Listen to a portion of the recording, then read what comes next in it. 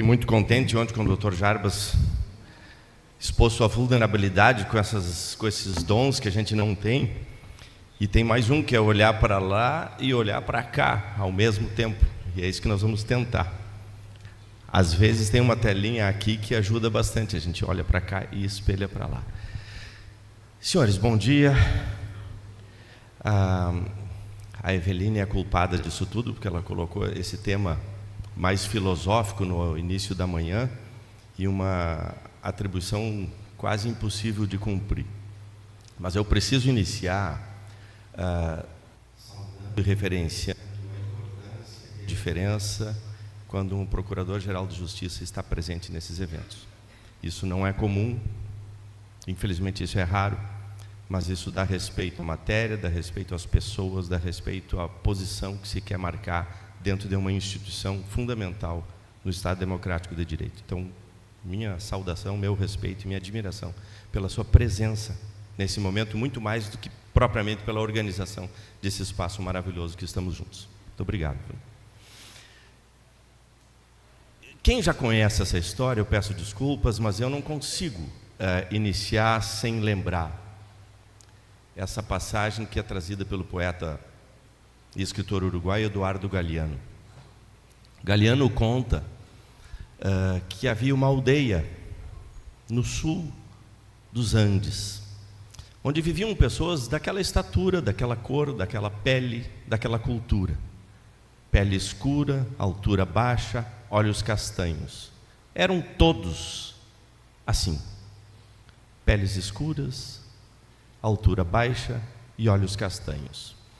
Quando uma equipe de cinema irlandesa resolve vir ao sul do Chile fazer uma tomada de uma gravação de um trecho de um filme, apareceram ali então homens e mulheres de quase 2 metros de altura, pele branca, cabelos claros e olhos azuis. E estavam naquele momento de encontro entre as comunidades, de aproximação, e uma pequena menina daquela aldeia inquieta procurava o tradutor e perguntava o seguinte: pergunta para ele como é que ele enxerga o mundo.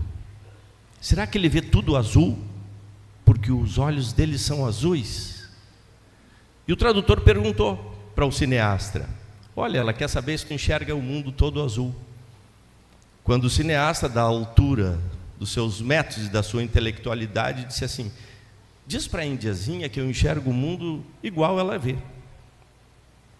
Feita essa explicação para a menina disse: mas como é que ele sabe a forma como eu vejo o mundo? Essa passagem do Galeano, eu não consigo iniciar falando de justiça restaurativa senão lembrando dela. Porque é dela que nós precisamos. É nela que talvez nós nos desencontramos. E isso é muito comum na terra de onde eu venho, que é Lajeado, uma terra de colonização germânica, da instituição de onde eu venho, que é o Ministério Público, uma instituição dogmática, fechada, enraizada, onde se diz muito lá na nossa terra: o certo é o certo, o errado é o errado. E muitos se reúnem com a gente e dizem assim: doutor, eu sou pelo certo. Aparentemente todos somos. E às vezes o que nos falta é olhar o mundo com os olhos do outro. Às vezes o que nos falta é experimentar calçar o sapato do outro. E se nós formos olhar para a história da humanidade, e aqui eu quero iniciar o nosso tema, talvez nós vamos nos dar conta que este mundo polarizado, ele não começa agora. Talvez ele esteja agora virtualizado. Mas a polarização, ela faz parte da divergência, das diferenças. Ela faz parte dos desencontros, das cores dos olhos, das raízes culturais, dos interesses, dos pensamentos. E sim, estamos polarizados. Mas isso é um dificultador para as aproximações? ou é uma necessidade de aproximações?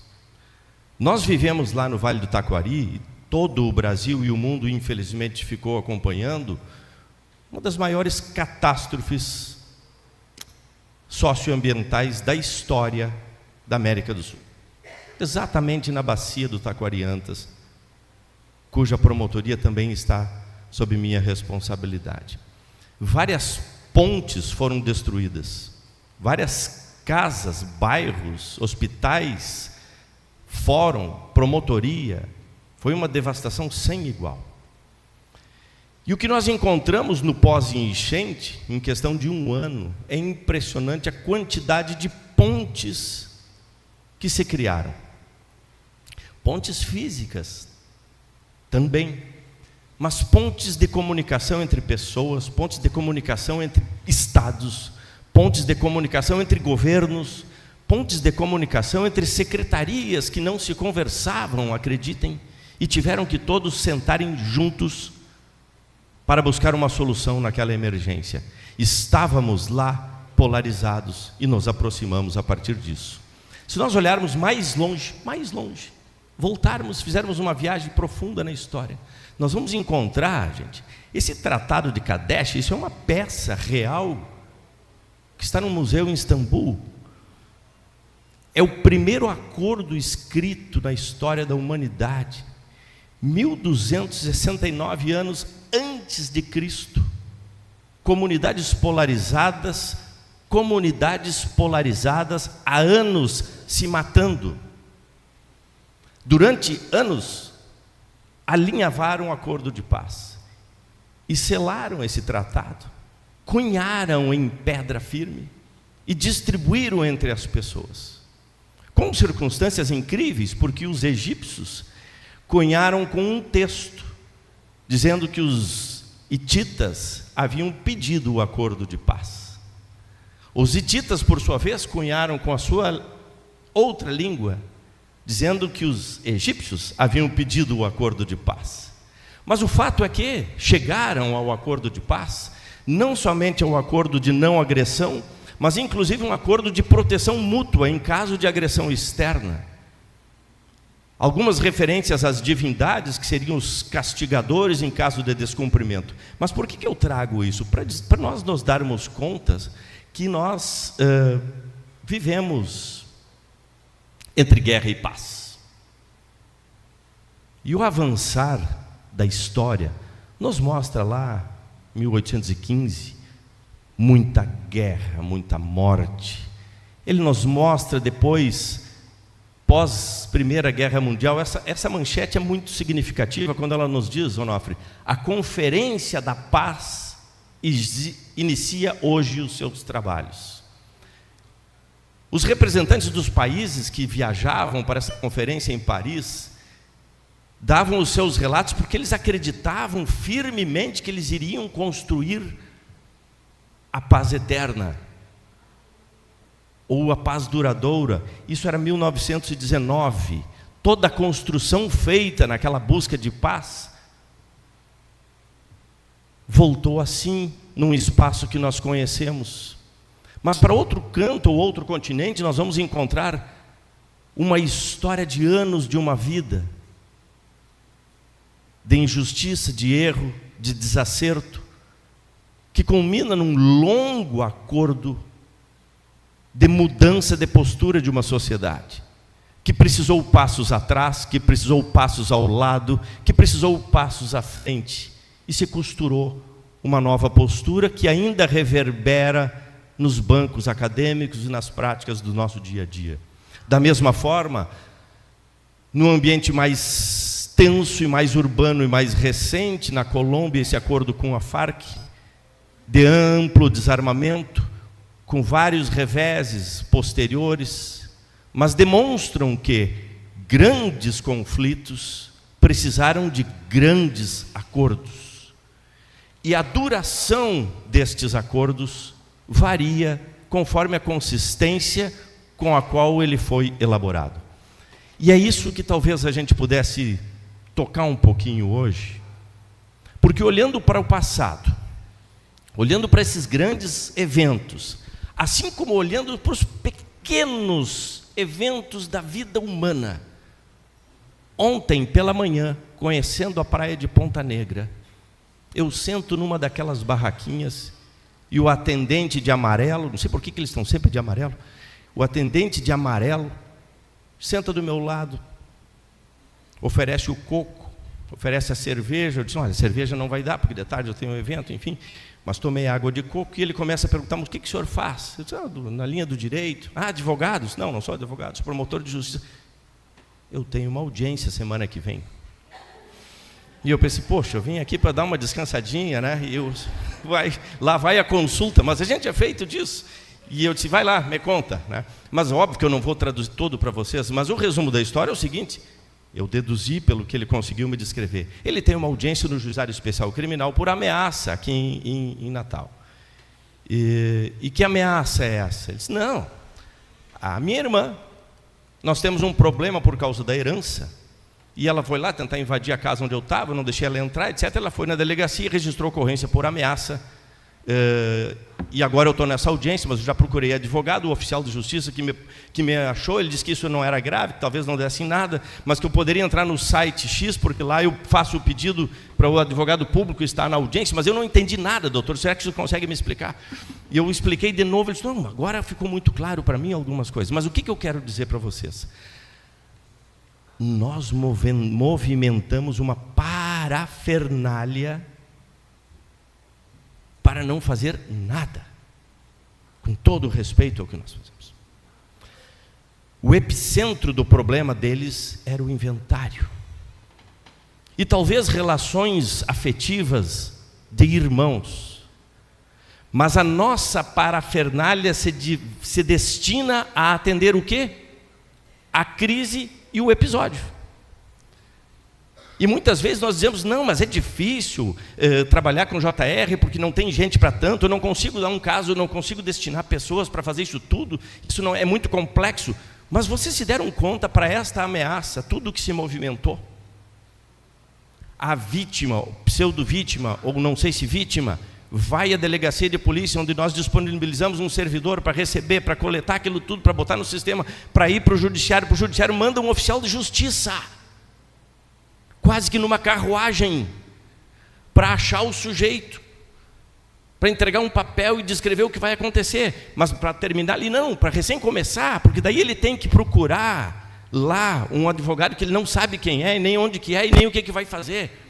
Para aquele advogado dizer: olha, não sei, vamos na audiência. Mas que audiência? Quando? É dia tal, tu volta lá. Nesse tempo, gente, ele parou de vender o coco, ele parou de vender a cerveja, ele parou de ter a renda, ele perdeu o bônus do emprego, para chegar na audiência, e muitas vezes a audiência empurrar para uma outra audiência, e para nós resolvermos a ameaça. E que ele me perguntava: mas doutor, sem prova nenhuma, como é que funciona essa justiça de vocês? Isso ele perguntou ontem a mim, parece que ele adivinhava, devia ter-o trazido aqui. Ele disse: como é que vocês funcionam, porque não tem prova nenhuma e eu vou ser réu, eu tenho que provar que eu não fiz, então, mas não é vocês que têm que provar que eu fiz? Eu disse: não é. Mas então, doutor, mas vão me propor um acordo lá, eu faço o acordo ou não faço o acordo? Eu disse: cara, eu não sei. Eu não sei, tu pensa um pouco, mas eu acho que se é assim como tu está dizendo, tu vai ser absolvido. Mas para tu ser absolvido, tu vai ter que ter o advogado. Então eu tenho que ir de volta na defensoria? Tu vai ter que... Gente, isso tudo para nós resolver a crise. E eu pergunto para vocês: o andamento que se der para aquele processo do Juizado Especial Criminal vai fazer cócegas no epicentro do desentendimento daquela família? Buscar isso, assim como lá em Kadesh, assim como na África do Sul, precisa olhar para a anatomia do conflito. Coisa com o que nós não estamos acostumados, porque nós não temos tempo. Talvez não tenhamos formação, talvez não tenhamos interesse. Só voltar aqui um pouquinho. Me parece em alguns momentos que as nossas carreiras jurídicas esqueceram que elas fazem parte de um grupo maior que se chama ciências humanas. E nós paramos de estudar o humano e passamos a estudar a lei. Eu tenho um filho de 28 anos que está penando atrás de um concurso desses, mas o negócio é desumano. Ele tem que decorar se o prazo da lei X é de 7 dias ou é de 15 dias, ele tem que responder em ordem aí. Se ele errar, ele perde 2. Se acertar, ele ganha 1, mas ele tem que saber que na lei tal o prazo é 15, na outra lei o prazo é 10, na outra lei o prazo é 5.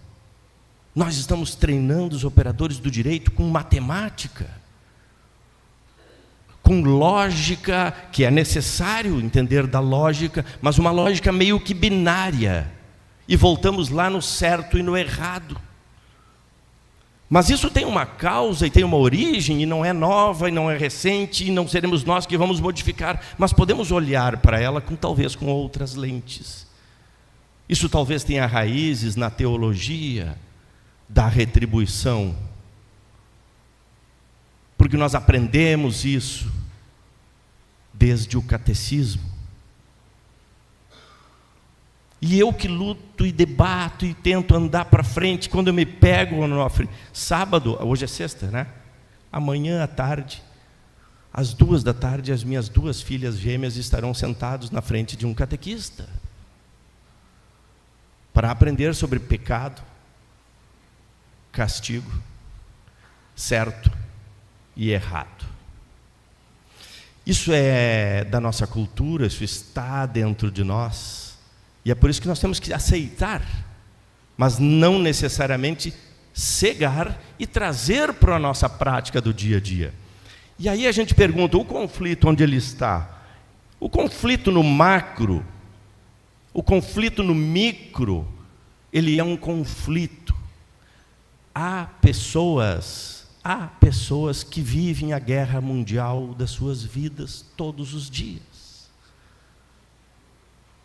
A menina adolescente com a qual eu conversei certa vez, com 14 anos de idade, que teve o seu pai assassinado na guerra do tráfico, aquela menina vive a guerra mundial. E o plano de vida daquela menina, acreditem, dito a mim, o plano de vida daquela menina era namorar qualquer um outro traficante que se dispusesse a matar alguém da família que matou o seu pai. Esse era o objetivo de vida da menina. Mas isso dói fundo. E eu estava lá para reprimir, porque ela não estava indo à escola.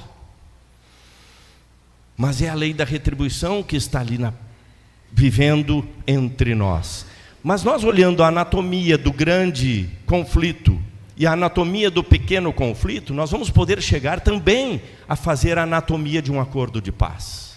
Para eu fazer a anatomia de um acordo de paz, eu preciso compreender onde que eu estou entrando e onde eu posso entrar. Eu preciso compreender que eu tenho fatores de história, de cultura e de estrutura que estão às vezes na base do conflito. Eu preciso compreender que eu tenho o epicentro, que são as relações das pessoas. E eu preciso entender que eu tenho o episódio do conflito. E nós, como instituição, podemos e devemos equilibrar o quanto de energia colocamos em cada um desses pontos. Mas, na verdade, nós, Ministério Público, como instituição do Estado, também temos as nossas divisões, porque somos humanos, e também temos o nosso divã. Na verdade, nós não sabemos ainda, e é uma arrogância minha dizer isso, mas é uma percepção, nós, como instituição, não sabemos ainda se nós estamos aqui para manter o status quo ou para mexer no status quo. Bom que não se faça essa pesquisa, porque ela vai ser complexa, mas nós temos que pensar sobre isso. Eu atuo na infância e juventude, atuo também em JR dentro do presídio, e eu encontro ali filhos dos avós. Eu encontro ali dores muito iguais às dos meus filhos. Eu encontro traumas, encontro necessidades que se interligam. Mas nós seguimos lá em cima no episódio. Volume, massa. Espero aquela menina crescer, chamo de vagabunda, coloco no presídio feminino para ela cumprir pena. Porque ela precisa cumprir pena. Talvez porque ela estivesse carregando um revólver para o traficante que ela acompanhou. Tudo isso porque quando ela foi vítima, nós arquivamos o processo em uma página, porque não tinha autoria. E eu questiono a nós mesmos se nos intitulamos os defensores das vítimas, e eu faço uma provocação. Eu estou sendo um pouco provocativo, porque o Gilson disse que ontem estava muito morno, todo mundo só se elogiava, etc. Então nós temos que nos falar mal um pouquinho junto, né? Então, gente, nós nos classificamos como defensor da vítima, e eu faço a pergunta: de qual vítima? De qual vítima? Eu nos vejo ardorosamente defensores do processo, com todo respeito. É a vítima do processo.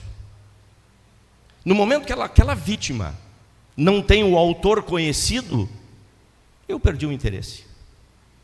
Eu perdi o interesse. Ah, mas tem um trauma, tem violência, vai gerar violência. Não tem o autor. Vocês percebem onde é que está a nossa lente? A nossa lente é persecutória.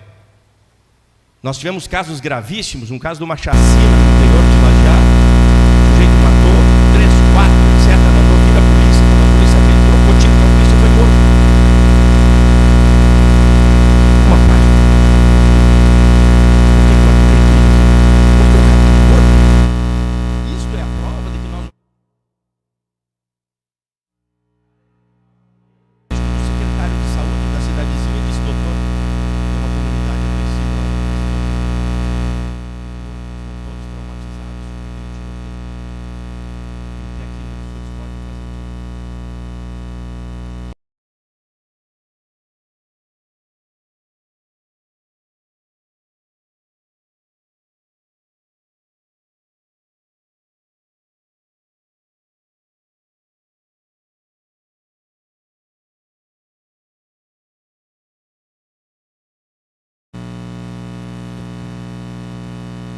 Esse mesmo trauma, às vezes, nós temos uma pequena rejeição, um pequeno problema lá na infância, que nos faz chorar, que nos faz desequilibrar no meio. E eu não conhecendo o trauma de nenhum de nós, mas eu posso dizer que são trauminhas, perto dos traumões que nós escondemos embaixo de um arquivamento. Assim se constrói a anatomia de um acordo. E esse acordo construído pode ser um acordo, inclusive, no cumprimento da pena. Porque vejam bem, nós passamos no direito penal um sacrifício para chegar numa condenação e no encarceramento de um homem. No momento que eu encarcero ele, que eu coloco ele atrás das grades, eu viro as costas. É ali que ele está disponível, é ali que ele está sentado, é ali que ele está esperando para tratar alguma coisa sobre a sua própria vida. E quando a gente vai para dentro de um presídio desses e conversa num círculo de pessoas, independentemente do crime que tenham cometido, nós vamos observar que falar sobre paternidade, por exemplo, é fundamental. Falar sobre gritar em casa. Falar sobre escutar. Mas com quem é que estamos falando? Estamos falando com pessoa encarcerada cumprindo uma pena, mas fazendo um novo acordo com a sua própria vida. Porque muitas vezes nós vamos identificar que o conflito deles não está com o Pedro nem com o João. O conflito às vezes é com a sua própria história. Tem muita gente em conflito com a própria existência. E se nós não olharmos para isso, nós vamos estar atendendo a pontinha do iceberg. Não nos é dado o direito de olharmos com uma lente só. É urgente que tenhamos mais sensibilidade para olhar um pouco mais, para entrar na profundeza da alma humana, porque é lá que nós podemos gerar transformações ou acordos duradouros. Já nos basta se nós conseguirmos fazer acordos duradouros com as pessoas. entender a complexidade humana, ouvir outras ciências e encontrar elos de humanidade. Quando nós encontramos os elos de humanidade entre as pessoas,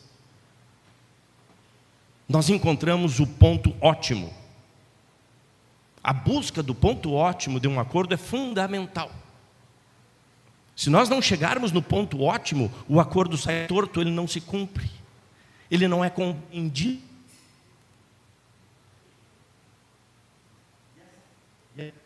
Oi. E a palavra não ser compreendido é o que mais nós temos nas salas de audiência. É o que mais nós temos no nosso dia a dia. Para isso nós precisamos de espaço para olhar no olho. Deixar que a inteligência artificial faça tudo o que puder fazer, mas que não nos tire o olho do olho. Porque é do olho no olho que nós entramos dentro da profundidade da alma humana. É do olho no olho que eu me aproximo do meu próprio colega de gabinete. É da escuta, a escuta famosa, a escuta atenta, algo para o qual nós deveríamos modificar as nossas provas. Em vez de ser prova da tribuna, poderia ser prova de escuta. A prova de escuta é aquela que tu consiga pelo menos ficar 5 minutos só escutando, sem precisar já apontar o dedo e dizer o que o sujeito tem que fazer, ou sem dizer que eu já sei o teu problema. Nunca esqueço de várias audiências que a gente teve nos tempos mais antigos, até em que a vítima, época que não existia nem Maria da Penha, a vítima chegava na sala de audiências criminal, reclamando que o marido bebia, que o marido batia, que não sei o que queria separar e bababá. E o juiz, era uma juíza criminal, dizia assim: senhora, isso a senhora vai resolver em sede de juízo civil. E a vítima dizia assim: é isso que eu quero, doutora, eu quero me separar. A senhora não está entendendo, isso a senhora vai resolver em sede de juízo civil. É isso, eu quero me separar. Vocês percebem que são duas línguas diferentes, completamente desconectadas, porque nós não conseguimos ouvir a necessidade da pessoa. Para isso nós temos que gerar encontros. A arte de gerar encontros não formais, a arte de gerar encontros organizados, a arte de gerar encontros mediados, a arte de gerar encontros facilitados, para que estas necessidades venham para a parte de cima do iceberg e possam ser conversados. Alguém diz que isso é humanizar a justiça. Quem sabe? Não sei se vocês se dão conta, mas nós estamos nos empenhando em humanizar as máquinas. As máquinas estão humanizadas. Meu atendimento para chegar aqui já foi virtual, aliás, muito bom. Mas talvez seja a hora de humanizarmos o humano de novo, de nos reencontrarmos no humano e entendermos que uma mudança, ela tem ciclo. Ela começa a mudar, elas trancam em algum obstáculo e param por qualquer razão. E depois nós damos passos, entramos em colapso e voltamos para a mudança. Liderar traduz muito bem isso quanto ao epicentro, a plataforma cultural que envolve passado e futuro, que está na base dos problemas profundos, e lá em cima estão os episódios, momentos discretos, crises. Se nós seguirmos tratando os episódios lá em cima, está bem, vamos seguir tratando os episódios lá em cima, mas se não olharmos para baixo, nós teremos dificuldades. A professora Olga, que é uma russa que trabalha muito com resolução de conflitos, ela fala dessa mudança espiral, em que momento que nós temos que sair de uma agressão em busca da reconciliação. E é exatamente ali, quando nós estamos na consciência da perda, quando eu faço a repressão da dor e do medo, eu tenho a tendência de recircular. Eu vou para a pergunta: por que eu vingança? Eu crio uma história e volto a ser agressivo. Às vezes não contra o agressor, às vezes contra o sujeito da sinaleira, às vezes com o cachorro da casa, outras vezes com o filho, outras vezes com a esposa, outras vezes com o servidor, porque eu não tratei uma agressão, eu reprimi, frustrei e voltei. Isso está desenhado, isso é anatomia. Esta frase tem me incomodado muito. Se queres a paz, prepara-te para a guerra. Quem seria eu para questionar esta frase tão antiga? Mas talvez a gente devesse acrescentar um pouquinho mais. Nós não estamos nos preparando para a paz. Muitos acordos não avançam ou não se tornam duradouros, porque nós, tal qual este círculo, nós andamos e no primeiro obstáculo nós voltamos para o modo guerra, porque eu estou preparado para a guerra. Ou como dizia um colega meu, comigo é muito fácil de trabalhar, sou muito tranquilo, basta tu fazer o que eu quero. Não tem problema nenhum, tu vai ser bem tratado, está tudo ok, desde que tu faça como eu quero. Ótimo, ótimo. Ou como dizia o meu irmão, eu só brigo quando eu estou certo. Legal. Nós temos que nos preparar para a paz. Para isso nós precisamos de um ecossistema. Um dos primeiros pontos de preparação para a paz é a alimentação de um ecossistema. Não o ecossistema necessariamente global, que também precisamos entrar em acordo com ele. Isso daria tema para uma conferência lá no direito ambiental. Mas sim, meus amigos, um ecossistema de segurança e cuidado. Nós podemos contribuir muito para isso. Um ecossistema de segurança e cuidado, em que todos os atores se interligam, em que os atores se retroalimentam, que os atores se compreendem dentro de uma estrutura de convivência social, porque é dentro do ecossistema que as soluções vão surgir, não será de fora. Assim como a solução para este ecossistema não virá até prova em contrário de Marte. Há quem tente, há quem procure, pode ser que venha, não há nenhuma evidência científica até agora. As evidências nos dizem que o problema do nosso ecossistema é nosso. O nosso ecossistema de segurança e cuidado é nosso. E é nele que nós podemos incluir, olhar, tratar, cuidar da guerra nossa de todos os dias. Qual é a guerra nossa de todos os dias? São todos os dramas humanos que passam pela nossa frente. Eu quero trazer rapidamente um exemplo do que nós temos lá numa micro-realidade. Preciso dizer que eu venho do chão de fábrica, eu trabalho na promotoria, com audiência, com atendimento de pessoas, com o dia a dia do processo, e conseguimos criar lá em Lajeado, uma comarca de 90 mil habitantes, no entorno que giram 200 mil, mas conseguimos criar uma central de práticas restaurativas. Essa central de práticas trata de questões de escola, etc. E dentro desse ecossistema, naturalmente, não há como ter um grupo se não tiver WhatsApp. Então nós temos o WhatsApp.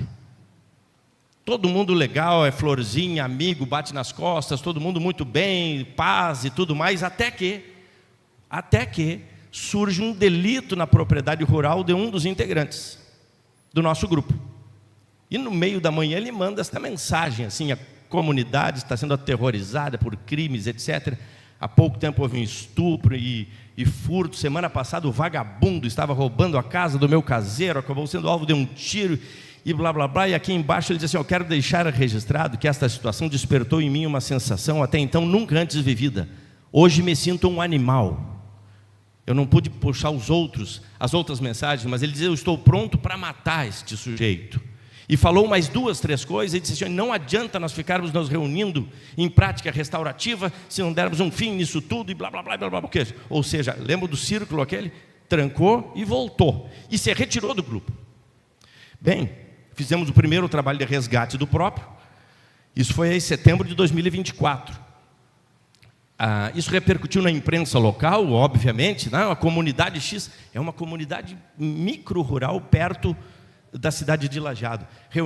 Imprensa, preocupados, era furto. Bom, fomos mapear o que estava acontecendo. Encontramos o quê? 8 registros de ocorrência de furtos. Um furto era de uma chaleira, outro era o furto de um machado, um furto de coisas banais.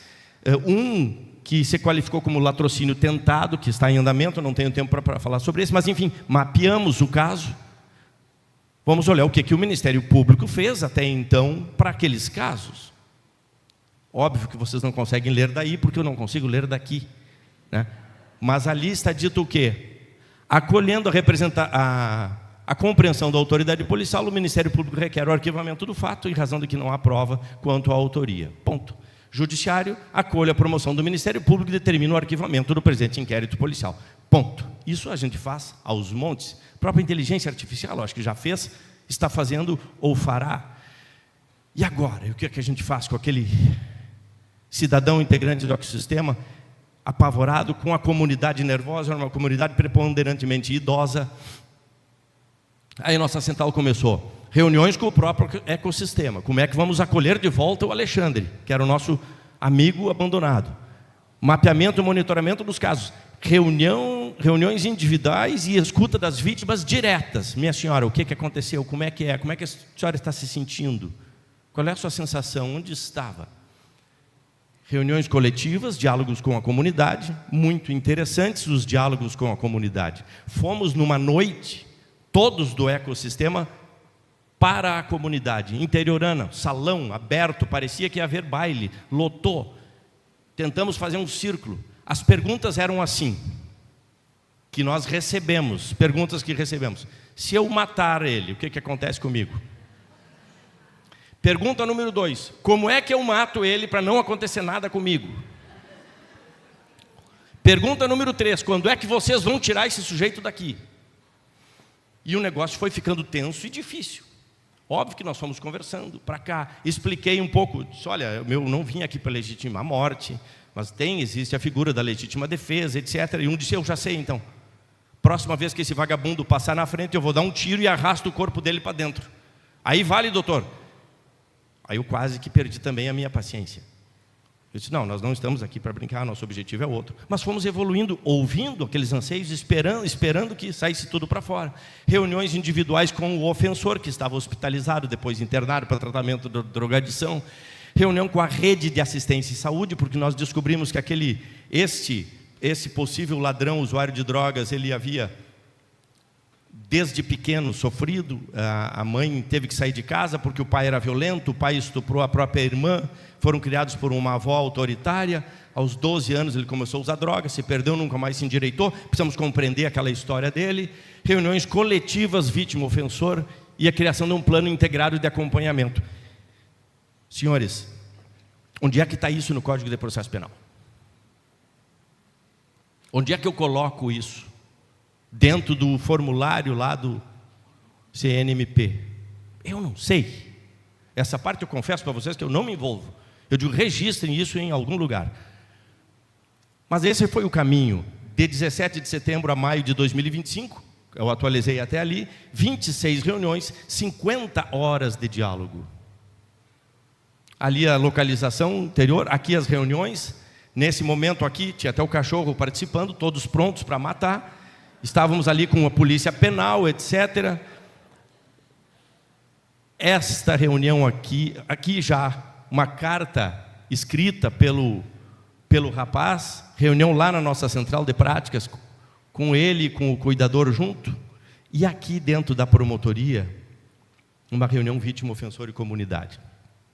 Foi extremamente emocionante esse momento, porque em algum espaço, uma senhora, já dos seus 70 e poucos anos, disse, eu te conheço, tu era criança e ia pedir socorro na minha casa. Muitas vezes eu te dei comida, tu brincou com os meus filhos, eu te quero muito, mas eu não aprovo o que tu está fazendo. Mas se tu quiser mudar, tu vai ter o nosso apoio. E as coisas foram evoluindo de uma maneira que surgiu um tio. Hoje o tio dá abrigo, o tio dá trabalho. Hoje o Adriano tem uma namorada. Ele passa o dia no trabalho, tem a namorada, final de semana numa fazenda de recuperação. E nós estamos entrando num acordo de paz. Eu não sei se será duradouro, mas estamos costurando tudo para que seja. O Adriano estava internado e aconteceram outros furtos na comunidade. Primeira questão, o Adriano voltou. Não, tivemos que explicar para eles, o Adriano está internado. Deve ser outro furto, outras pessoas. Nós vamos desfazendo o monstro criado. Agora, se nós não fizermos isso, está tudo bem. Talvez estivéssemos já com um caso de júri para fazer, difícil para resolver, não sei se iríamos condenar ou não, a comunidade insegura, com muitas dificuldades pela frente. Ainda o Adriano responde a um processo criminal grave. O nosso temor, entre aspas, sendo bem sincero, o nosso temor é que daqui 1 ou 2 anos, quando ele esteja estabilizado, eu apresente a conta. Adriano, agora tu vem para cumprir pena. Que é o que nós fazemos. Em regra, é o que nós fazemos. É o nosso dia a dia. Pulando então, minha gente, para terminar, para avançar, a paz eterna ou duradoura, ela parte do encontro. Do encontro. Dentro do presídio, fora do presídio, na escola, nos prefeitos, nos secretários. É importante entendermos que é uma missão coletiva. Nós não temos a capa de super-herói. Nós não temos a vara do Harry Potter. É uma missão coletiva. E ela deve começar no aspecto criminal, ela tem que começar pelas vítimas. Na escola, ela tem que começar pelos professores. No sistema de justiça, tem que começar por nós. Se nós não nos, entre aspas, me desculpa a expressão, se nós não nos cuidarmos, para não dizer se nós não nos tratarmos, nós não vamos conseguir aplicar esses métodos outros para as outras pessoas. E nós precisamos disso, porque eu tenho me encontrado colegas promotores e colegas juízes num sistema tradicional opressor para si próprio, em situação de adoecimento, completamente estressado, frustrado, amargurado, brabo, chutando balde, querendo chutar tudo, que não pode ver defensoria pública na frente, não pode ver a STF, não pode ver o juiz, todo mundo, ninguém presta, parece o Grêmio reclamando do mundo inteiro que rouba contra, quando o Grêmio é verdade, o Grêmio é verdade. Mas nós às vezes entramos nessa, não, porque a polícia não fez o bom serviço, ou porque o sistema penitenciário não funcionou, ou porque aquele não funcionou, porque eu preciso mais gente, preciso mais um assessor, preciso fazer mais denúncias para fazer audiência, não sei o quê, porque audiência de custódia, que horror, tem que ouvir pessoas. Nós temos que trocar a lente um pouquinho. Para isso a gente precisa olhar para dentro. A gente precisa olhar para a nossa história. A gente precisa se compreender como pessoa, como grupo, como instituição. A gente precisa esculpir a si próprio. Nós costumamos ser belos escultores da vida alheia. Já se deram conta disso? Prazer que a gente tem para esculpir a vida alheia. Mas é hora de tirarmos um tempo, pegarmos o formão e dar uma tiradinha naquele excesso que tem nos deixado torto. Isso tudo pode ser considerado uma loucura. E eu tenho que trazer o amigo Dom Quixote para dizer que mudar o mundo, meu amigo, não é loucura, não é utopia. Talvez possamos chamar de justiça. Uma pequena conexão com a nossa atividade, né? Mas se é utopia, eu tenho que terminar com um Galiano novamente. Para que serve a utopia? Se eu dou 2 passos e ela se afasta, eu dou mais 5 e ela anda mais distante, a sensação de que eu jamais alcançarei. Para que serve a utopia? Serve para isso, para nos fazer caminhar, para fazer o Rio Grande do Sul vir ao Rio Grande do Norte, para fazer nós lembrarmos a importância do abraço, do sorriso e do encontro. Muito obrigado, gente.